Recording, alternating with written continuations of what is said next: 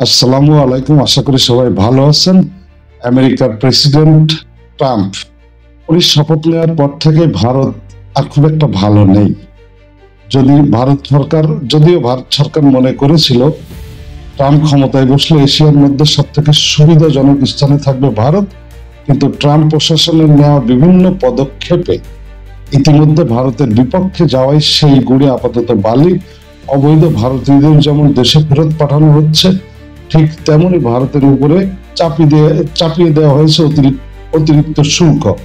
সেই সাথে এবার যোগ হলো ইলন মাস্কের নতুন পদক্ষেপ, আর যা নিয়ে সারা বিশ্বে হইচই শুরু হয়েছে। তথ্য নিয়ন্ত্রণের অভিযোগে ভারত সরকারের বিরুদ্ধে ইলন মাস্কের প্রতিষ্ঠান এক্স মামলা করেছে। বিশ্বের সবচেয়ে ধনী ব্যবসায়ী মার্কিন প্রেসিডেন্ট ডোনাল্ড ট্রাম্পের ঘনিষ্ঠ এবং মার্কিন সরকারের কর্মদক্ষতা বিষয়ক নতুন দপ্তরের অনানুষ্ঠানিক প্রধান হলেন ইলন মাস্কের মালিকানাধীন সামাজিক যোগাযোগ মাধ্যম এক্স এর পক্ষ থেকে ভারত সরকারের বিরুদ্ধে মামলা করা হয়েছে। দক্ষিণ ভারতের কর্ণাটকের হাইকোর্টে গতকাল বৃহস্পতিবার এই মামলা করা হয়েছে।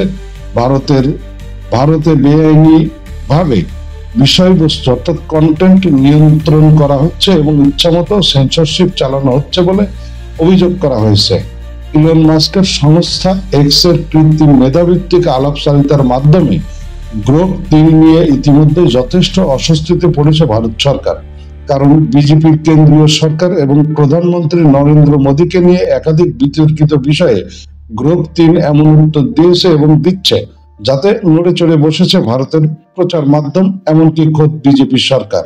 গ্রোথ 3 এর উত্তর কয়েক মাস ধরে সামাজিক যোগাযোগ মাধ্যমে প্রকাশ করছেন মানুষ। বৃহস্পতিবার এক্স এর তরফ থেকে করা মামলার অভিযোগে বলা হয়েছে ভারত তার তথ্য প্রযুক্তি আইন অর্থাৎ আইসিটি অ্যাক্টের অপব্যাখ্যা করেছে। বিশেষ করে আইনের 73-এর 3 ধারা যেভাবে ব্যবহার করা হচ্ছে তা সুপ্রিম কোর্টের একটি রায়কে লঙ্ঘন করেছে। সামাজিক যোগাযোগ মাধ্যমে স্বাধীনভাবে মত প্রকাশকেও তা ব্যাহত করছে বলে অভিযোগ এক্স এর। তথ্য প্রযুক্তি আইনের 79-3 ধারা ইন্টারনেট পরিষেবা দানকারী সংস্থা বা এক্স এর মতো বিভিন্ন অনলাইন প্ল্যাটফর্মকে সেফ হারবার প্রোটেকশন নামে একটি সুরক্ষা কবচ দেয়। ফলে এক্স বা এই জাতীয় প্ল্যাটফর্মে তৃতীয় পক্ষ অর্থাৎ সাধারণ পরিষেবা ব্যবহারকারী সাধারণ মানুষ কি লিখছেন তার জন্য এক্স বা ওই জাতীয় প্ল্যাটফর্ম দায়ী থাকবে না যদি তারা নির্দিষ্ট কিছু শর্ত মেনে নেয়।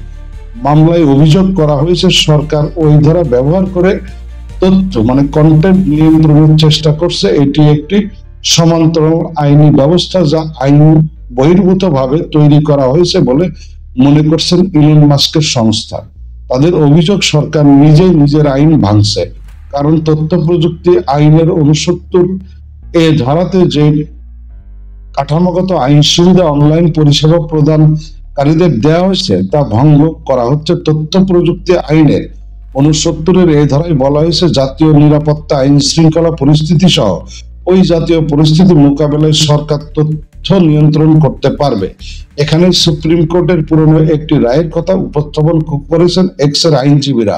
তারা বলছেন তথ্য নিয়ন্ত্রণ করতে গেলে বিচার ব্যবস্থার নির্দিষ্ট প্রক্রিয়ার মধ্য দিয়ে যেতে হবে বলে 2015 সালের একটি মামলায় শ্রেয়া সিংহল মামলা বলা হয়েছে। সেই রায়ে যা বলা হয়েছে তা 69-এর ধারা মোতাবেক বলা হয়েছে বলে জানিয়েছেন ইলন মাস্কের আইনজীবীরা। অর্থাৎ অনলাইন প্ল্যাটফর্মের তথ্য নিয়ন্ত্রণ করতে গেলে আগে বিচার ব্যবস্থার কাছে যেতে হবে এবং বিচারিক প্রক্রিয়ার মাধ্যমে নির্দেশনা নিয়ে এসে তবেই তথ্য নিয়ন্ত্রণ করা যেতে পারে। বর্তমান ভারত সরকার সমান্তরাল ব্যবস্থা বেআইনিভাবে তৈরি করতে চাইছে বলে অভিযোগ এক্সের। এই হচ্ছে ব্যাপার যে এই যে ইন্ডিয়ারা সবসময় আসলে বাংলাদেশকে নিয়েও এই যে 5ই আগস্টের পর থেকে যে ধরনের তথ্য তারা প্রকাশ করেছে, যে ভয়ঙ্কর অপতথ্য, বাংলাদেশকে নিয়ে বিভিন্ন অপপ্রচার, ভারতীয় মিডিয়াগুলোকে যদি দেখেন তাহলে মনে হবে যে তারা চায় না যে আসলে বাংলাদেশ থাক। তারা বিভিন্ন সময় শুধু তাদের অপতথ্যই না, তাদের অঙ্গভঙ্গিগুলো এত পরিমাণ বিপজ্জনক যে যেটা বাংলাদেশের মানুষ ইতিমধ্যে মজা হিসাবে নিয়েছেন। কিন্তু আসলে ভারত সবসময় নিজেদের দোষ ঢাকতে বিভিন্ন প্রকার অপকর্ম করে থাকে। নিজেদের দেশে ভারত যেটা মুসলিমদেরকে বিভিন্নভাবে নির্যাতন করছে, অথচ বাংলাদেশের ব্যাপক বিষয়ে তারা এসে বলছে যে বাংলাদেশে নাকি হিন্দুদেরকে নির্যাতন করা হচ্ছে, এবং বাংলাদেশের হিন্দুদের কাছে গেলে কিন্তু আসলে এই ধরনের তথ্য কেউ দিচ্ছে না। কারণ বাংলাদেশে যে হিন্দুরা অবশ্যই বাংলাদেশের নাগরিক যারা বসবাস করেন, এবং তারা কিন্তু বাংলাদেশের বিভিন্ন পরিপ্রেক্ষিতে রাজনীতির সাথে জড়িত। হিন্দুদের বিরুদ্ধে যদি কোনো মামলা হয়ে থাকে, সেই মামলাগুলো রাজনৈতিক মামলা, এটা হিন্দুদেরকে টার্গেট করে কিছু না। এখন একজন সে হিন্দু হোক বা মুসলমান হোক বা বৌদ্ধ হোক বা খ্রিস্টান হোক, যদি কেউ রাজনৈতিক অপকর্ম করে থাকে তো তার বিরুদ্ধে তো মামলা হবে, এটাই স্বাভাবিক। ভালো থাকবেন সবাই।